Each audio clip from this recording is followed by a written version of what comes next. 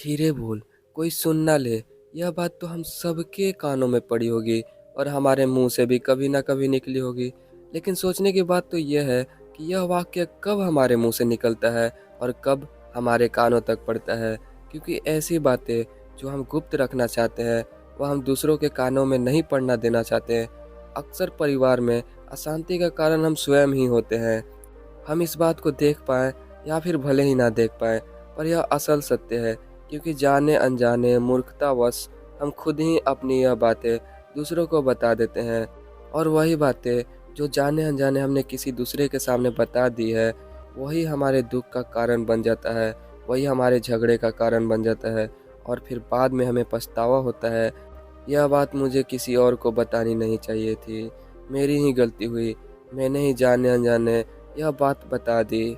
इसलिए आज की जो बौद्ध कहानी मैं आपको सुनाने जा रहा हूँ, उसे सुनने के बाद आपको 7 ऐसी बातें पता चलेगी जो आपको कभी किसी को नहीं बतानी चाहिए। और क्यों नहीं बताने चाहिए, इसके पीछे का तर्क भी मैं आपको दूंगा। और इन 7 बातों के अलावा अगर आपको लगता है कि कोई ऐसी बात है जो मुझसे छूट गई है या फिर मैं नहीं बता पाया, तो कमेंट सेक्शन में ज़रूर बताना। इससे पहले कि आप इस कहानी में खो जाएं, इस चैनल को सब्सक्राइब जरूर कर लें। तो चलिए कहानी को शुरू करते हैं। एक समय की बात है, एक नगर में रिंकू नाम का एक युवक रहता था। वह युवक बहुत ही गरीब था। उसके पास कोई धन या फिर पैसे नहीं थे। उसके पास 2 वक्त की दाल रोटी भी बड़ी मुश्किल से उसके नसीब में होती थी। किसी काम की तलाश में दिन रात खोज करने पर भी उसे कोई काम नहीं मिल रहा था। फिर एक दिन उसने अपनी पत्नी को सारी समस्या बता दी। उसने अपने पत्नी को कहा, मैं जिस भी जगह काम मांगने के लिए जाता हूँ, तो हर कोई मुझे यह कहकर काम नहीं देता कि हमारे यहाँ लोगों की ज़रूरत नहीं है।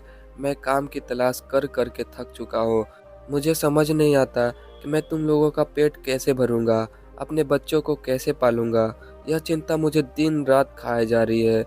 यह सुनकर उसकी पत्नी ने कुछ सोचकर उसे कहा कि तुम एक आदमी के पास एक ही बार काम मांगने के लिए जाते हो, और जब वह काम नहीं देता तो तुम उसे दोबारा उसके पास जाते तक नहीं। अगर तुम्हें उनसे काम लेना है तो तुम्हें उन्हें अपनी हमदर्दी बतानी होगी। तुम्हें उनसे हमदर्दी हासिल करनी होगी, अपनी गरीबी दिखानी होगी, ताकि वह लोग तुम्हारी मजबूरी समझकर तुम्हें काम पर रख ले। इसलिए शर्म मत करो, तुम अपनी मजबूरी बताओ, अपनी गरीबी बताओ, और इसी उपाय से तुम काम पा सकते हो।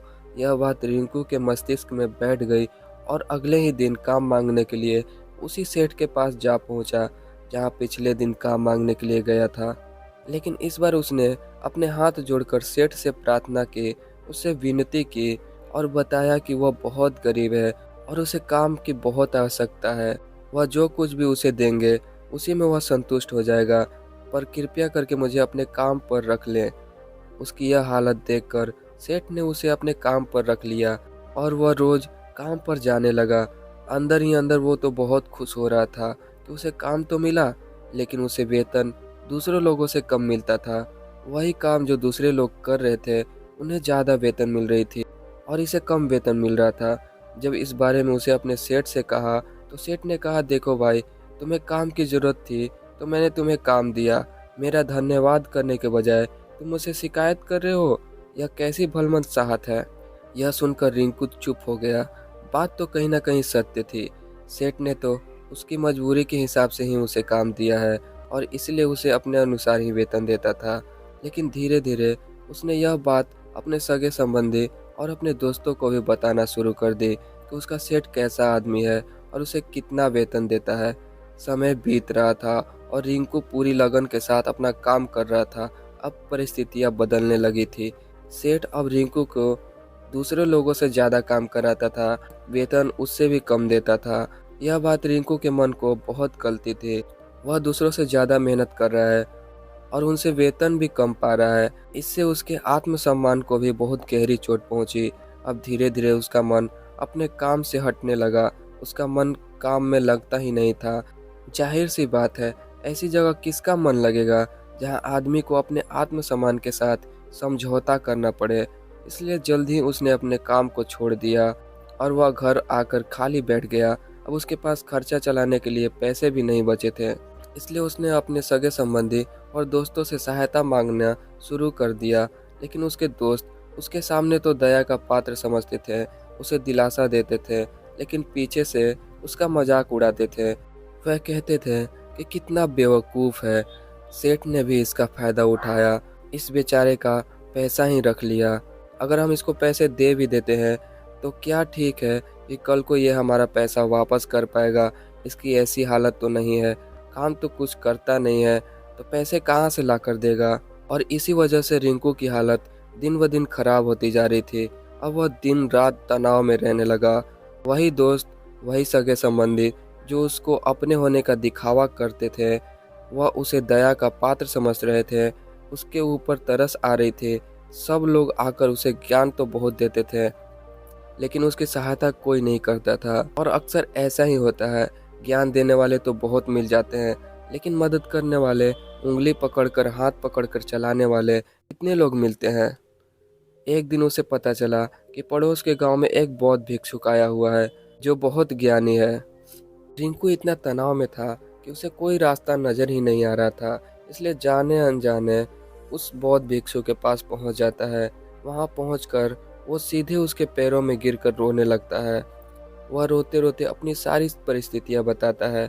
उसे बताता है कि किस तरह से उसके सेठ ने उसका फायदा उठाया और उसके सगे संबंधी उसके साथ कैसा व्यवहार रखते हैं। सारी बात सुनकर बौद्ध भिक्षुक ने उसे चुप कराते हुए कहा कि हे भंते, ये सारी समस्याएं तुम्हारी बुद्धिहीनता, तुम्हारी मूर्खता के कारण उत्पन्न हुई है। अगर तुम्हारे अंदर विवेक होता तो इनमें से किसी भी समस्या तुमको चित नहीं कर पाती, लेकिन तुमने अपने अविवेक के कारण, मूर्खतावश के कारण खुद ही अपने रास्ते में कांटे बिछा दिए। आज मैं तुम्हें 7 ऐसी बातें बता रहा हूँ जो भूल कर भी किसी को मत बताना, और इन बातों का अनुसरण करते हुए तुम बाहर से मिलने वाले दुखों को दूर कर ही सकते हो जो बेवजह दुनिया की वजह से तुम्हारे अंदर पनपते हैं। पहली बात जो किसी को नहीं बतानी चाहिए वह है अपनी मजबूरी। मजबूरी का दिखावा करके, दूसरों का दया पात्र बन के उनकी सहायता लेने की गलती कभी मत करना। हो सकता है कि आज वह तुम्हारी मजबूरी देखकर तुम्हारी सहायता करते हैं, लेकिन कल वह तुम्हारा फ़ायदा उठाने से भी नहीं चूकेंगे। अगर फ़ायदा भी नहीं उठाया तो दूसरों के सामने तुम्हारा मजाक बनाने में वह आदमी कभी नहीं चूकेगा। इसलिए कभी भी अपनी मजबूरी का दिखावा मत करो। अगर घर में 2 सूखी रोटी ही है तो वही खाकर तुम जियो, लेकिन दूसरों को इसके बारे में भनक तक नहीं लगने दो। जरा तुम खुद ही सोचो, मजबूरी बताने का क्या प्रयोजन हो सकता है एक इंसान का।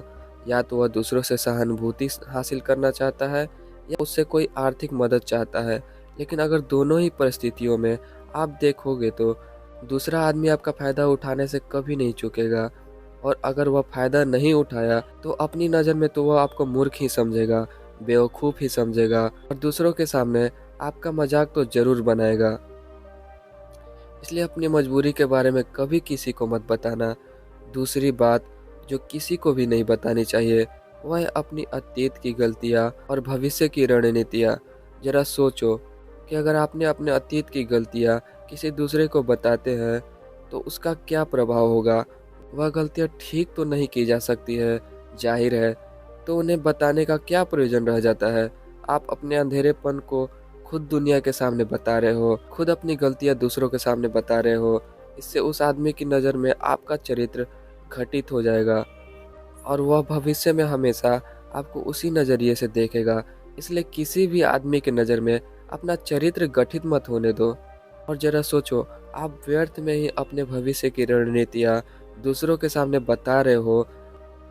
जो लोग आपके काम का हिस्सा ही नहीं है उनके सामने अपनी भविष्य की रणनीतियाँ बताना, अपनी डींगे हाँकना, क्या फ़ायदा है। वह लोग आपकी सहायता तो करेंगे नहीं, लेकिन आपकी भविष्य की रणनीतियों में बाधा जरूर बन सकते हैं। आप खुद अपने विवेक का इस्तेमाल करिए और सोचिए, आपके साथ भी ऐसा कभी न कभी जरूर हुआ होगा कि आपने अपने भविष्य की रणनीतियाँ किसी को बताई हो और वह कामयाब ही ना हुआ हो। ऐसा तो जरूर हुआ होगा, जरा गौर से सोचो। तीसरी बात जो किसी को नहीं बतानी चाहिए वह अपने घर की बातें हैं, जो हमारे घर के अंदर आपस में बातचीत होती हैं। हमारे माँ बाप के साथ, हमारी पत्नी के साथ, हमारे बच्चों के साथ। वह बातें परिवार तक ही सीमित रहनी चाहिए। अगर आप इन बातों को दूसरों के सामने ढिंढोरा पीटते हो तो दूसरों को आपके घर में घुसने का एक मौका मिल जाता है। इसका फ़ायदा उठाने से वह कभी नहीं चूकेगा। वह आपके परिवार के सदस्य को आपसे दूर लेकर जाने की कोशिश करेगा। अक्सर ऐसा ही होता है। हम समाज में देखते हैं कि अपने घर के झगड़ों को कम करने के लिए उन झगड़ों को आपके पड़ोसियों और दूसरे सगे संबंधियों को बता देते हैं, लेकिन उससे आपका सहायता तो कभी मिलता नहीं है, बल्कि इससे आपके घर की लड़ाइयाँ और झगड़े और भी ज़्यादा बढ़ जाते होंगे। जाहिर है वो बढ़ेंगे। अगर आप माँ बाप की बात दूसरों को बताएंगे तो आपके माँ बाप को बुरा तो लगेगा ही कि हमारा बेटा हमसे बताए बगैर दूसरों को यह बातें बता रहा है। इसलिए अपने घर की बातें और अपने घर की लड़ाइयाँ किसी के सामने मत बताना। अगली बात जो मैं आपको बताने जा रहा हूँ वो किसी को नहीं बतानी चाहिए। वह सुनने के बाद आपको अजीब लग सकता है, लेकिन उसका सत्य भी मैं आपको एक तर्क के माध्यम से ही दूंगा। मैं कहता हूँ कि अपनी आमदनी किसी को मत बताना। अब अपनी आमद नहीं बताने के पीछे क्या प्रयोजन हो सकता है? जरा सोचिए कि आप अपनी आमद किसी अपने दोस्त को बता देते हो। जब आपके दोस्त को जरूरत पड़ेगी तो वह सिर्फ आप ही को याद करेगा, क्योंकि उसको पता है कि आपकी आमद ज़्यादा है और आप ही उसकी मदद कर सकते हो। और इसलिए ज़्यादातर लोग आपसे सहायता मांगेंगे, और जब आप उनकी सहायता नहीं करोगे तो सोचेंगे कि इस आदमी के पास तो पैसे थी, हमारी सहायता कर सकता था, लेकिन उसने यह नहीं किया। इसलिए आपकी आमदनी आप दोनों दोस्तों के बीच एक झगड़े का कारण हो सकती है। कम आमदनी होगी तो लोग मजाक उड़ाएंगे, ज़्यादा होगी तो सहायता मांगेंगे। तो अपनी आमदनी नहीं बताने का कोई प्रयोजन नहीं है। अगली बात जो मैं आपको बताने वाला हूँ उसे अपनी गांठ बांध लेना और किसी को यह बात मत बताना। अपनी कमजोरियाँ और अपना ताकत, अक्सर इंसान को पता ही नहीं होता है कि उसकी कमजोरी या फिर उसका ताकत क्या है।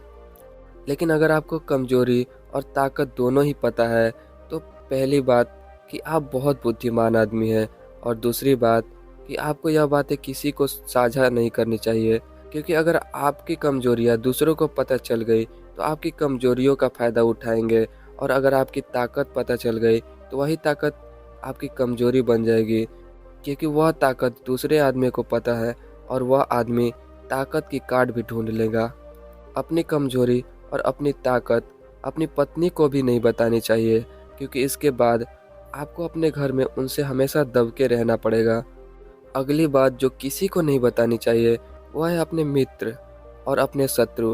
आप अपने मित्रों के बारे में अगर दूसरे लोगों को बताएंगे तो वह आपके मित्रों के साथ अपनी घनिष्ठता बनाकर आपको धोखा दिलवा सकता है। आपके गहरे मित्र को आपसे दूर करने का प्रयास कर सकता है। अक्सर आम आदमी तो ऐसा नहीं करता, लेकिन आपके दुश्मन ऐसा करने की कोशिश कर सकते हैं। और दूसरी तरफ आपके शत्रु का भी किसी को पता नहीं लगना चाहिए, क्योंकि आज जो आपका मित्र है अगर कल को आपका दुश्मन हो गया तो वह आपके दुश्मन के साथ ही मिलकर आपको परास्त कर सकता है, आपको धोखा दे सकता है।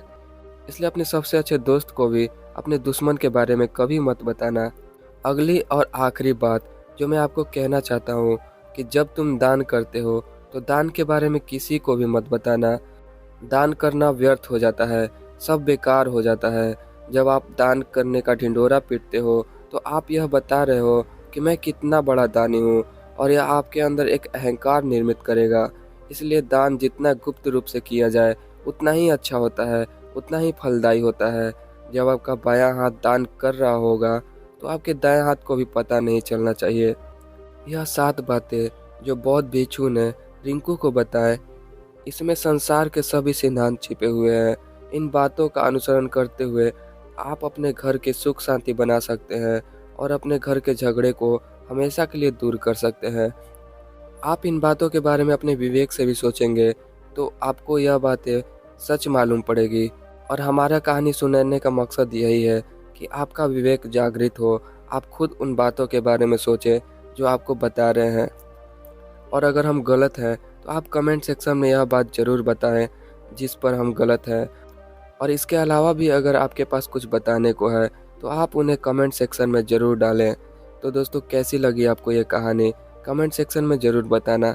अच्छी लगी तो इस चैनल को सब्सक्राइब ज़रूर कर लेना। तो मैं मिलता हूँ आपसे अगली कहानी में, तब तक के लिए आप अपना ख्याल रखना।